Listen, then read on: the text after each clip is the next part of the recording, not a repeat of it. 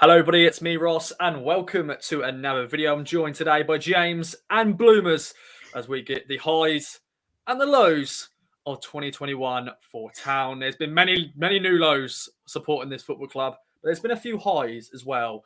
James, I'm going to go over to you first to bring us your first low of 2021 for Ipswich Town. Sure, thanks Ross.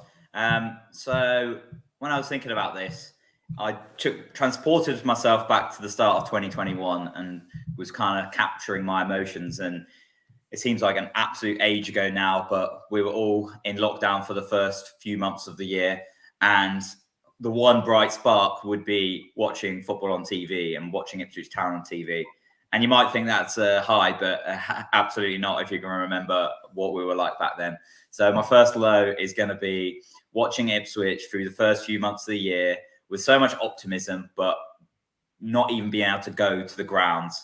And we put in abject performance after abject performance, which obviously led to the sacking of Paul Lambert.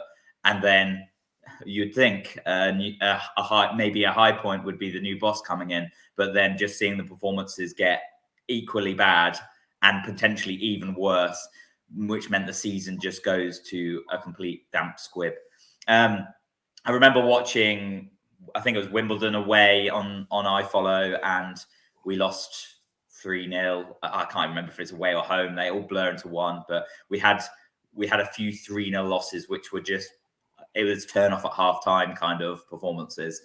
And fortunately, because you're at home, you can turn it off early or you can go and do something else, which is probably the only small bright spark of watching that abject performances that Ipswich were putting in back then. So, yeah, to compound an awful time where you couldn't really leave the house much, your bright spark of the week was looking forward to some football, and then you turn on Ipswich for a couple of hours and it was just absolutely diabolical. It was just so demoralising. And you kind of thought the club was getting to lower and lower lows.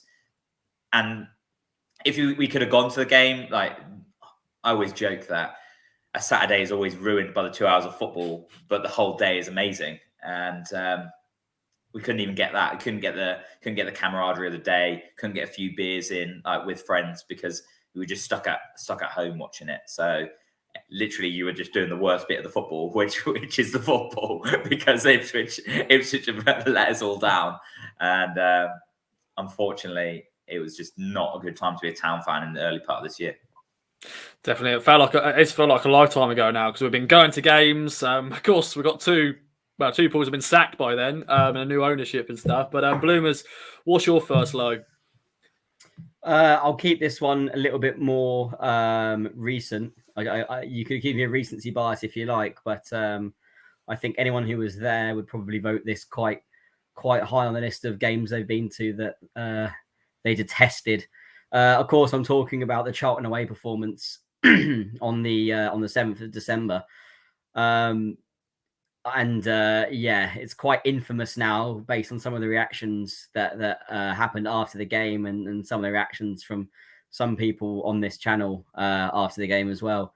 It was, for me, the most spineless, inept, gutless, horrendous, terrible, use any adjective you'd like, performance that I have ever seen an Ipswich Town team play. I've only been going for 25 years of my life, and people have gone for double and maybe even nearly triple the amount of time that I have. But the consensus was that for those people that went that long as well, it was just as bad. So, there's some weight behind saying that. And we followed it up 8 days later with an equally inept performance away at Barrow. So, London Buses, those two came along at around the same time. But yeah, that performance is something that I'd like to hopefully think it would never be replicated by a team. By this team.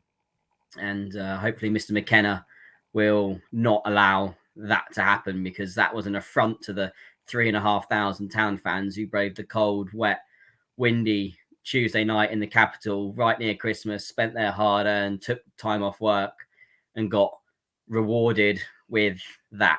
So we can only hope that things go up from there. It's been a slight incline since then. Let's hope it continues into 2022.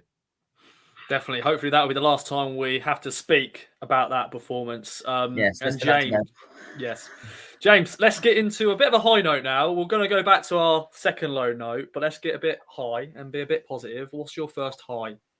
I think the high note of the year has got to be new ownership. I think we were crying out for it, to be honest, for a good number of years. We've been fed media spin and scripted press conferences that have been done by the club for what Marcus Evans was going to offer us. 5-point plans coming out every couple of years, trying to pretend that we actually had some direction going forward. And as it probably turns out, we were particularly poor behind the scenes. So it needed a big old overhaul. It needed a whole dose of new investment, and probably as well as the investment, needs just a whole dose of enthusiasm, because it sounded like we were just spiraling into a tailspin of somebody who was quite well, it's a bit harsh to say, but a bit apathetic about the club after trying quite hard in his first few years of ownership, plowing a lot of money into it, and then pretty much just keeping it ticking over in Marcus Evans. So credit to Marcus. He struck a deal with the Americans, and sounds like they were, but from all sides, they were quite happy with the deal. And obviously, as fans, we're delighted with it, because if you've just been down to the grounds since we've been allowed back in, they've breathed a new sense of life into it. It's very materialistic to say, like, you slap a few posters on the wall and paint the ground and everything's right in the world, but it's a good first step, and it should be the basis for any football club to actually care about where you play football, and to care about your community, and care about everything that goes on within the club. And over the last few months, I felt like that has happened.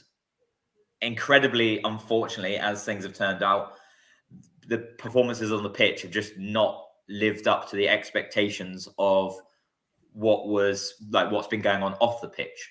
But that being said, I still think we're in far better hands now than we were 1 year ago today. And I can actually see more positive times ahead, even though I thought they might already be here. And unfortunately, they're not. But I'm still far more confident as an Ipswich fan that we're going to be playing in a higher league in 2 or 3 years than I would have if you asked me this time last year, at the end of 2020. I'll be saying we're spiraling down to non-league, like, eventually. Might not be a quick process, but it felt like we were looking down. And now, although my eyes deceive me on the pitch, I still think we're looking up, and we are looking more positive as a club.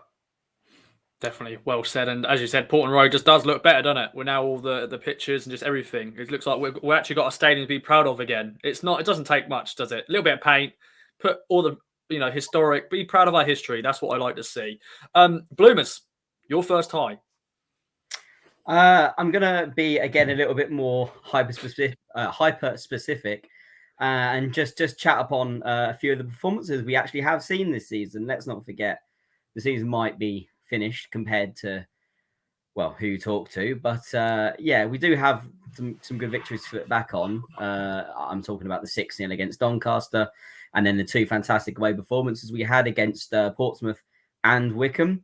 And look, these players were the ones that made those performances happen, and we still have these players, and we have a new manager that hopefully can get those kind of performances out of them on a more regular basis. But it's still, for me, especially after the 18 months we've had where we couldn't go to games, let alone away games, it was just fantastic to have that feeling of going to an away game Tuesday nights under the lights, the Wycombe and Portsmouth game. Face adversity, have the whole away day experience, and people that go on away days will know what I'm on about. The journeys to get there, the pre-match meetups in pubs, the local grub, and then maybe a slightly different perspective of watching football. If you've got a normal season ticket and you sit somewhere and then all of a sudden you're behind the goal, it's slightly different. And yeah, we did so well in those games, especially the Wycombe game, to come back from a goal down, hearing the crowd cheer. It was just, especially after the last 18 months, just absolutely fantastic to have. And let's just hope that we can see more of those performances come the rest of the season, because if you can do that against teams like Portsmouth and Wickham, and okay, they might not be right at the top. They were at the time, or Wickham certainly were at the time. They might not be the top 2 or 3 teams in League One, but they're tough places to go, and they're fantastic results to get. So let's hope that we can replicate that on a more regular basis in the next 4 or 5 months. Hopefully, indeed, because they were cracking away days, loads of goals. Just the atmosphere was fantastic. James, over to you then. Your final low. As I said, I want to finish this video on a high note, but I want to get James and Bloomers' last low. But James, over to you. Your last low. So this is probably a bit more of a personal one for me, but I'm sure based on the performance, people might agree that is a particularly low point. So I went up to Accrington Stanley and watched us lose 2-1 in a pretty inept performance where we didn't create much, didn't do much. The weather was absolutely diabolical. And I say it's a personal one because I went out for a few two sherbets the night before on a Friday evening, and I completely slept through my alarm on the Friday evening, and I woke up with 10 minutes to go before my train was leaving from King's Cross Station in London. And I live fairly central London, so it doesn't take me that long to get to King's Cross, but I can tell you for nothing, it takes longer than 10 minutes. So that was me shelling out another 50, 60 pounds to head up to Accrington Stanley. And I thought, it's worth it because I've got a weekend in Manchester and I'm seeing friends and I'm seeing some of the Kings of Anglia boys as well. So I thought, yeah, I'm still going to do it. Still going to have the good day. And then once again, I was provided by Ipswich Town a subpar performance where we pretty much scored our only chance of the game. And we were once again outplayed by a team. And I think it's disappointing also because it came after the Tuesday night where we won 6-0 at home to Doncaster. So we were going with so much optimism and enthusiasm. We're thinking, yep, it's one of those times where this is going to kickstart the season. We're going to start shooting up the league. And then we put in some absolute garbage, like true awful football in a really wet, tiny little ground where they've got gravel dirt tracks out the back instead of a road. It just kind of reminds me the whole day of like how far we've fallen as a club in like the last 5 years, because we have traditionally been used to playing at fairly decent sized championship stadiums, and now we're playing at 4,000 capacity stadiums and pretty much the arse end of nowhere, unfortunately. And it's just so painful to watch us getting outplayed by yet another side, which only a few years ago were nowhere near the level we were competing at.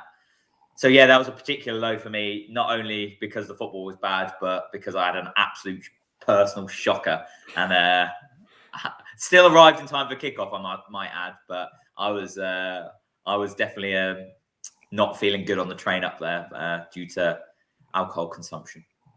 Yeah, that was a terrible day at the Wham Stadium. We've still got to go to Morecambe and Fleetwood, which are another a long way to go. So hopefully 2022 we'll see good results and good performances up there, because it's a long way to go. I salute everyone who went to the Accrington game because it was very rainy under that terrace, and because there's no cover. But it was supposed the only shining light is it was supposed to be absolutely hammering it down all game, and it was good, and we were just absolutely fearing the worst. And it was just moderate rain throughout the whole game, which was good compared to the forecast. Definitely, yeah. Sometimes the forecast, you just got to hope it's not right. And if it is right, then geez. Bloomers, then, your last low before we go to the highs and wrap up this beautiful video. Yeah, it's absolutely right to finish on the highs. And apologies for getting a little bit serious about this one, but I get to say it's my low. I'm really annoyed and fed up with some of the more idiotic and backwards thinking Town fans who continue to be discriminatory and display racist and homophobic behaviour at our matches and also online. First of all, they are Ipswich Town fans, and anyone who says that they're not Ipswich fans is basically trying to shoot the problem away. You've got to face it head on. They are Ipswich fans. However, the behaviour is completely unacceptable, and it will be stamped out. And unfortunately, we do still see on Twitter, homophobic abuse, racist abuse, even against some of the other fellow Town fans. it won't catch on and it won't win. And Rainbow Tractors do some fantastic work for the LGBT plus community, and long may that continue. And to the people booing the knee, again, it won't catch on. You won't win. You're not welcome at the club. And luckily, the club are doing fantastic work in eradicating that kind of behavior. But we all need to keep doing our bit, because unfortunately, it's still prevalent, and you'll still hear sometimes some unsavory songs, including a specific Norwich City related song that deserves no place in football, full stop, and certainly doesn't deserve a place at Portland Road or any away stand that Ipswich fans might be in. If you hear it, tell people to belt up, continue to tackle it head on, and make sure that in 2022 we only see headlines for the right reasons regarding our football club. Oh, well said. I think that's actually in a strange way. There's a real positive to be taken there, because Rainbow Tractors have had an absolutely fantastic year. I know Francine has done loads of work behind the scenes, absolutely pioneering it to come really back to working with the club. So there's a real positive there. Great strides been made, but I'm completely in agreement with you. There is some abhorrent behaviour that still goes on. Definitely. And I'm pleased that you brought it up, Bloomers, because I think it's a perfect thing for us to bring up and talk about. And thank you very much for that. Well, James, let's bring in you again. Your final high of 2021. And as I said, it'll be good to bring up the highs now and the positivity to end this video. Yeah, I think my final high of the year is kind of getting involved with this kind of community, and more in general than that, the community of fans which I've seen popping up all over social media and all over, like, people meeting up at grounds. So obviously we were in lockdown at the start of the year, and that really allowed podcasts to thrive, whether it was Blue Monday, Kings of Anglia, Talking Town, and so many people have got involved with loads of different social aspects of the club, and it's really brought lots of people together as fans, and I think that is a really good thing for the club. I've obviously got involved with Kings of Anglia content, and I've met some people which I wouldn't have met otherwise, and it's really good to have people which now, whatever game I go to, home or away, I know people that will be there, because not some of my friends that I used to go to, they don't always go every week. So it's really nice to have a new group of people that I can go along with. And I suppose I just want to say to anybody out there who's watching, if you want to get involved, I think Ross is always on the lookout for new people. So he's got his Twitter handle there. So just give him a bit of a message, and next year you could be talking like we talk, and talking the same old rubbish that we talk. And even if you don't think you've got any particularly mind-blowingly original opinions, it's really nice to have new people join. So please reach out to Ross if you're interested, because I've really found that useful this year, having a good bunch of people to talk to bounce ideas off, and familiar faces when you go to games, because that's some of the most important stuff, is that you've got a good community to go to when you actually go to the games. You can have a beer with somebody, you can chew the fat over why Ipswich were rubbish last week and why they're still rubbish this week. And it's just been really nice to meet people. Like, me and Bloomers both live in London. We've headed back on the train, like, to home games occasionally, and I'm sure I'll see him on the train in 2022 as well. So it's been super to meet everybody, and that's probably been a real highlight of my year. Oh God, it's touching, man. I'm gonna cry in a minute. This is just, well, it has been a great year, and the last 18 months, since COVID and lockdown, we've been able to connect, and via this, I've been able to meet some great people. Of course, we went to Sunderland, and we had a good night out at Newcastle, and I know Bloomers got very emotional then. He was a little bit tipsy. And you guys all got sick. Yeah, we all got sick. I'm not sure if it was the emotion, or was it just the 2-week-long flu that I had afterwards. And it was flu. Everyone watching, don't worry, it wasn't. None of us had COVID. No. We just got the Geordie flu.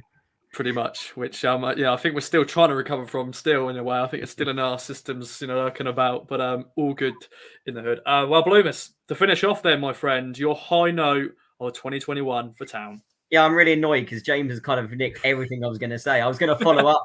Sorry. I was going to follow up on some of his points, but he literally nailed everything that I was going to say. So this video is going to end on a bit of a damp squib. I'm just going to reiterate a couple of his points because he was so bang on. I like him. I live in London. I don't live in Suffolk anymore, but being able to join a community or a group of other town fans means that I've been able to feel closer to the club. I have friends that I normally go with or traditionally went. You know, time passes on and you don't get to go with them as much. So it's great to have other people to go with and go to an away game and know that you're not going to be standing on your own, which I had done in the years gone past. You know, it's still fun, but it's better when you know someone. And yeah, if you're in that mindset and you're watching this and, you know, you feel like, I don't know, you feel a bit disconnected from the club, or you want to feel more connected, or you don't live anywhere near Suffolk and you want to meet some fans, join us or join one of the other fantastic groups, all, you know, putting in work that doesn't get paid, apart from Ross. I knew you were going to do that. Doesn't get paid, but, you know, everyone's doing fan service and there's some fantastic content out there, not just from Ross and his team, from other fan-led groups as well. You know, you'll meet some new people and you'll have a great time. We have people in our group, that some people that aren't on the camera as much, but we have a big old WhatsApp chat and there are people all around the country. And, you know, it's just good to have a chat about Ipswich. This is the team that we all love. It's unfortunately a team that aren't doing so well right now. But look, when the good times come, and define a good time as maybe an away win at MK Dons or whatever, but when the good times come, you'll have people to celebrate them with. And that's all that matters, because at the end of the day, I'm so sorry, it's such a cliched thing to say at the end of this video, but snip this, Ross. Football is nothing without fans. No, that's standard. That is standard.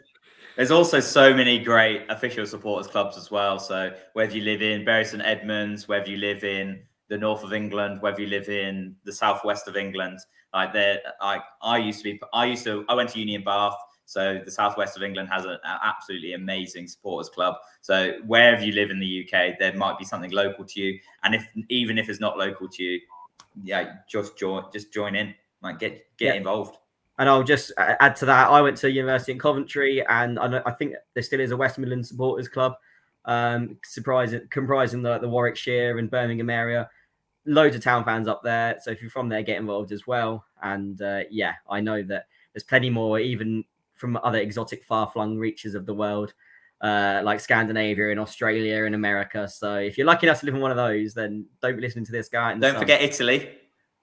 Oh, Italy. Oh, Ross, yeah, to end this show, please. Yeah. I don't know where to go. I'm getting emotional because everything you guys have said, I want to repeat as well. You know, it's been a hell of a year. It's been ups and downs, of course, supporting this football club. On the pitch, it's sometimes not great, but off the pitch, you know, seeing everyone get involved in this podcast and all the other podcasts, and just fans feeling like they got their club back, because for a while we felt disconnected to this club. But it's been fantastic. If you want to get involved, as I said, my Twitter handle's there. If you want to get involved in just being part of the podcast, or if they just be there at games and just saying hello and everything. Yeah, well, I'm just getting a bit emotional here, but Bloomers, James, thank you very much for joining me. Get involved in the comments down below. Let us know your highs and lows of 2021 for Town. And as I said, get involved. If you fancy coming on Kings of Anglia, let us know. And we'll look forward to seeing you all in 2022. See you later. Happy New Year.